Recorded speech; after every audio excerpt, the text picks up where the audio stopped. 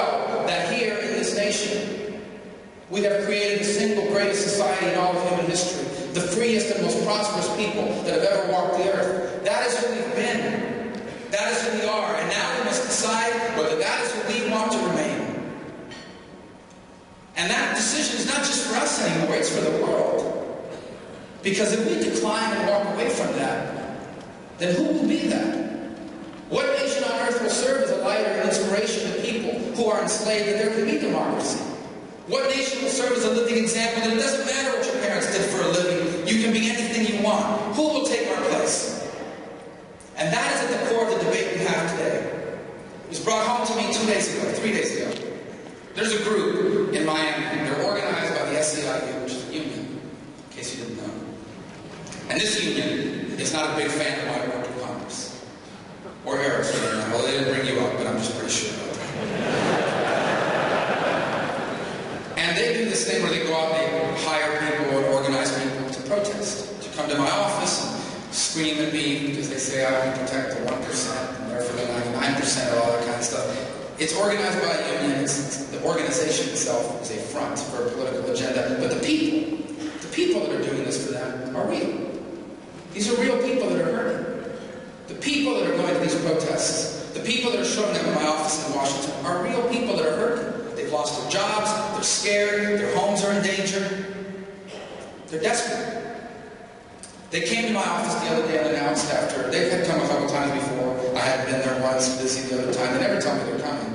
But they came this time and said, let's meet with them, once and for all. We did. And I sat with a room of people who were very happy to see me, they were very polite. And they were very scared.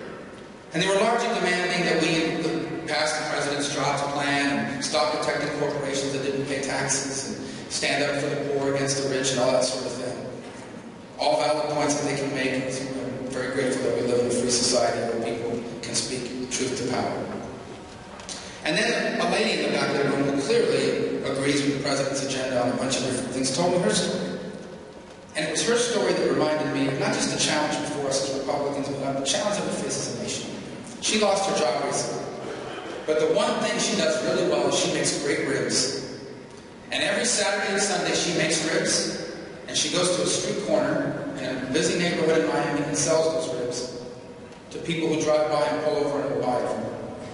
She's an entrepreneur. She is, whether she knows it or not, she is a small business owner. And when she told me her story, I said, this is exactly what our nation's all about. Now, I guarantee you she hasn't pulled a permit for her business. I guarantee you she hasn't filed her state sales tax forms. She hasn't gone through any of the bureaucracy and regulations that small business goes through. But if she starts growing, she will. Now, let me ask you, who gets hurt by the policies of our president? The policies that say, let's raise taxes. Let's create more regulations to protect us. After all, these could be poisonous ribs. And what if you drop these ribs and they have oil in them? That's an oil spill. And are you wearing the proper hairnet when you serve these ribs? And by the way, this guy that's helping you make the ribs, are you getting health care for him?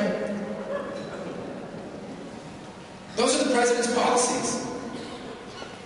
And so, and what about if she does really well? What if she actually decides, you know what, I'm going to organize this next corporation. And next year I'm going to sell $200,000 worth of ribs. Well, according to the president, she's rich. Here's my point. If you're Tony Roma's or some big chain of rib maker, that's the right terminology, whatever it may be. My apology to the ribs organization. Anyway, if you're one of these big restaurants that makes ribs, you may not make all this stuff. It's a hassle, it really is. It's a hassle to do with all the regulations, and the tax code is so complicated, but you can do it. It may cost you a little bit of money, but you go out and hire a law firm, and you go out and hire an accountant, and they figure out how to navigate all this stuff, and they'll get you some tax breaks, and they'll figure out how to minimize your tax liability. Big business doesn't like big government, but big business can afford to deal with big government. Who can't? She can. And so what happens when she starts to confront those things? She decides, I can't continue in business. I better go work for somebody.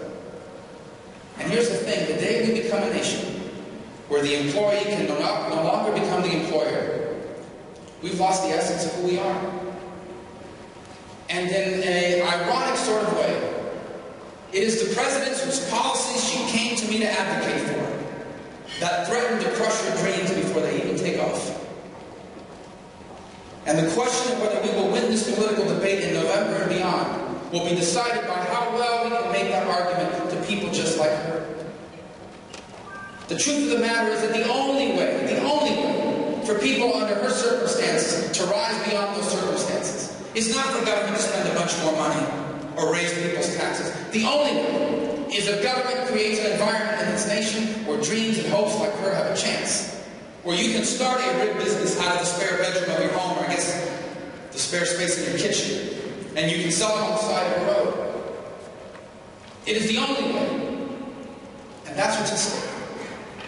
And it's not just at stake for our nation, it's at stake for us as a movement, as a party. Because conservatism, whatever people want to call it, has always been about personal economic empowerment and the liberty and the opportunity to do that. Has always been defined by the ability of parents to leave their children better off than themselves, of the employee to become the employer, and of an unemployed woman to become the owner of a rib stand. This is what we're fighting for. And yes, it will make America better, but it also has implications all over the world. For whether they know it or not, across this country, across the globe, people from all walks of life, from all races and ethnicities, are still inspired by the American example. It created the American century. We can have a new American century as well. One where the prosperity and opportunities that we are on the verge of are unimaginable. For all the challenges that we face, the 21st century has a promise that just 50 years ago seemed impossible. A world where economies all over the world can afford to buy the stuff we invent. Where people from all over the planet can afford to travel here and leave their money here as tourists. Peaceful places that are too busy making money and enjoying their time with their family to wage wars. It will never be perfect. But more people living in the middle class than ever before. Except for war zones and places of extraordinary economic and political instability. A world where deep, abject starvation and poverty would be eliminated. In many ways, we're on the verge of living on a planet where AIDS could be eradicated in one generation because of America's generosity. We are on the verge of something special, never perfect, never without problems, but better than it's ever been. That is the world that we are on the verge of. It cannot happen without the American example. America must remain America. It is the greatest gift we can give our children in the world. And that's what's at stake. And so when you see the elections in 2012 coming up, here in the Senate race, across the country for president, this is what we must decide. At the end of the day, after all the noise and the screaming, the choice is clear. Will the 21st century also be an American century? And if we are successful, that's exactly what it will be. So thank you for the opportunity to speak to you about it today. I'm very grateful. Thank you.